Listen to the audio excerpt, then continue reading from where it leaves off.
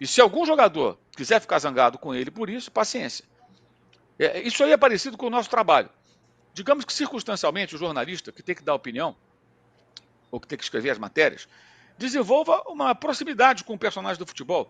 Um jogador, um técnico, um dirigente, se de repente, por acaso, ficou mais amigo, ficou mais próprio, porque é vizinho, mora perto, ou tem amigos em comum, ou tem gosta das mesmas coisas, mesmo tipo de música, sei lá, cria uma relação de alguma amizade. Se você tiver que criticar a atuação do cara, você vai criticar. Não interessa se o cara é teu amigo. Se ele não souber entender que esse é o seu trabalho como jornalista, então ele não pode ser seu amigo. Se tiver que fazer uma matéria que não é favorável ao cara, a matéria verdadeira você vai ter que fazer.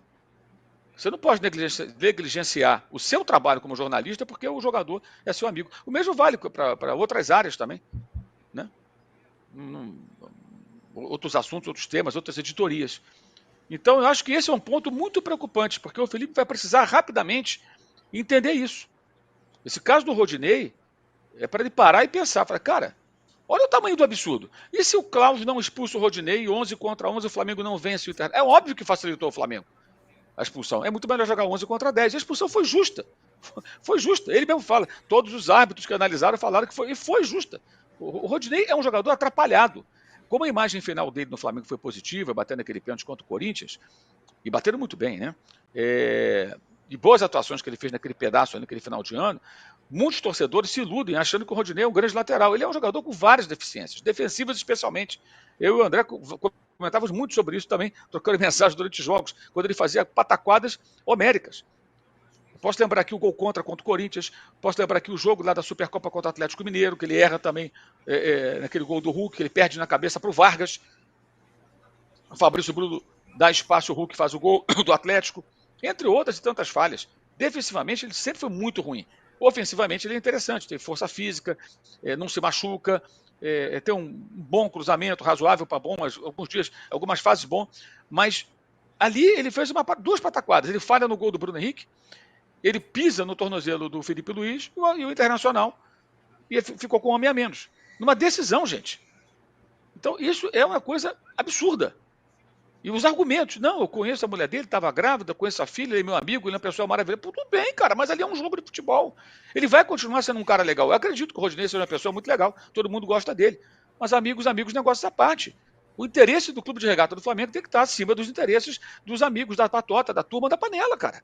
Isso é um absurdo. Eu nunca imaginei que pudesse ouvir um troço desse na minha vida. E eu acho incrível como é que tem gente que acha isso normal. Isso é uma coisa surreal. E não é porque o Felipe faz um ótimo trabalho agora que a gente vai esquecer isso. Não, agora é hora de lembrar isso e falar a respeito. Repito, isso é uma crítica absolutamente construtiva. O Felipe vai ter que parar e pensar, cara, agora eu sou o chefe aqui. A minha amizade com o Gabriel, a minha amizade com o Davi, a minha amizade com o Rodinei, a minha amizade com... Isso fica para trás. E ele sabe disso. Mas a postura tem que ser essa. E aí não é com palavras, não. É com atitudes. É com atitudes.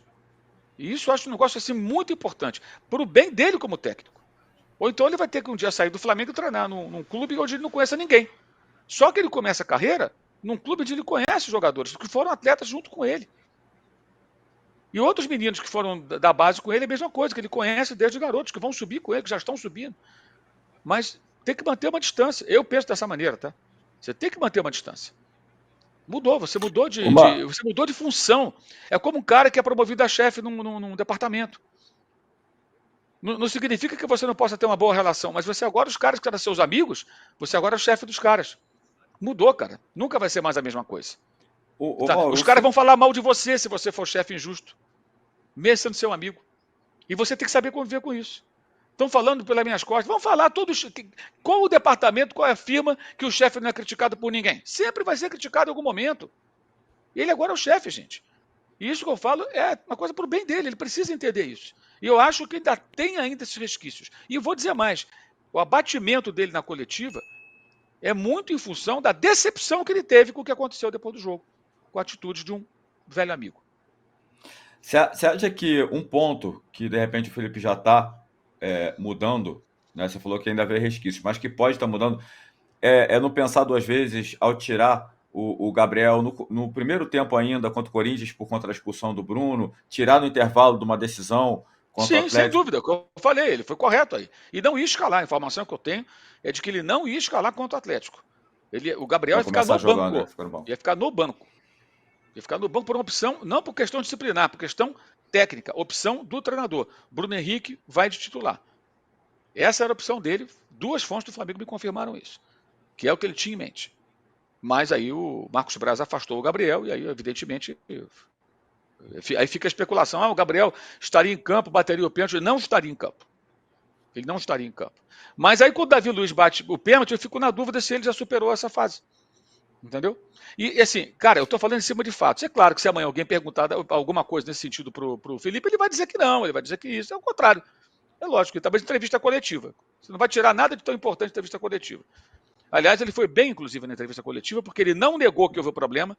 Ele fala que houve, que ele estava decepcionado, que ele não gostaria que algo sujasse, né, a comemoração de um título conquistado, etc. E tal, com merecimento. Então, está muito claro ali que ele se aborreceu com o que aconteceu, que algo ali aconteceu, né? Ele não falou o que foi, mas Para não botar falou que lenha na teve fogueira. algo. Para não botar lenha na fogueira. Eu acho que ele foi bem.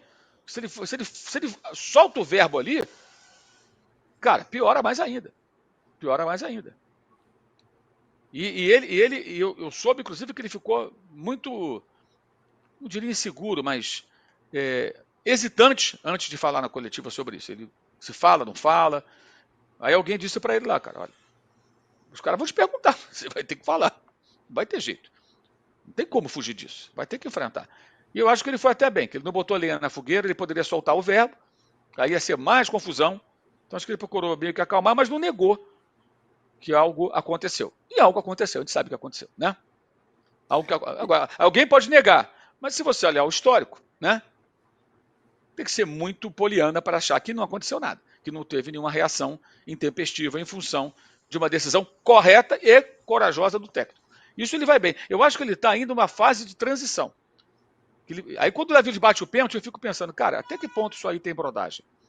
O Davi é um parça dele, um cara importante para ele. Eu acho o Davi Luiz ótimo, cara. Um cara muito bom pro grupo, um cara positivo, um cara que os mais novos gostam dele, sabe? Acho ele já não é mais tão bom, mas sempre foi um ótimo jogador, cara vitorioso. Tudo isso eu acho também. Mas não bate pênalti, cara. Por isso que eu falei do Pedro. O Pedro é o melhor atacante da América do Sul, talvez das Américas. Mas o Pedro não é um bom batedor de pênalti. Vocês ficam apreensivos quando o Pedro vai bater pênalti? Eu fico. Eu sempre fico. Falei, meu Deus do céu, o que vem aí? Aí ele vai, acerta, dá um certo alívio. Eu, como rubro-negro, fico apreensivo. O Gabriel ficava tranquilo. Assim, dificilmente vai perder. O Henrique Dourado, quando jogava no Flamengo, então, ou mesmo em outros times, nenhuma chance dele perder. Ele vai fazer. E fazia. Perdeu uma vez um pênalti contra o Flamengo, né? Quando jogava no Palmeiras. Uma coisa absurda. Como aquele cara bate pênalti. Mas, enfim. É isso. Quando o Davi bate o pênalti, eu fico na dúvida se isso ainda mexe com ele. E ele vai ter que superar isso. Sabe? É uma coisa que ele vai ter que superar. Para o bem dele, do trabalho dele e desse começo tão bom. Alô, tropa da S1 Live. A propaganda é a alma do negócio. Quer ver a sua marca estampada aqui diariamente na S1 Live? É só chamar agora no e-mail contato@s1live.com.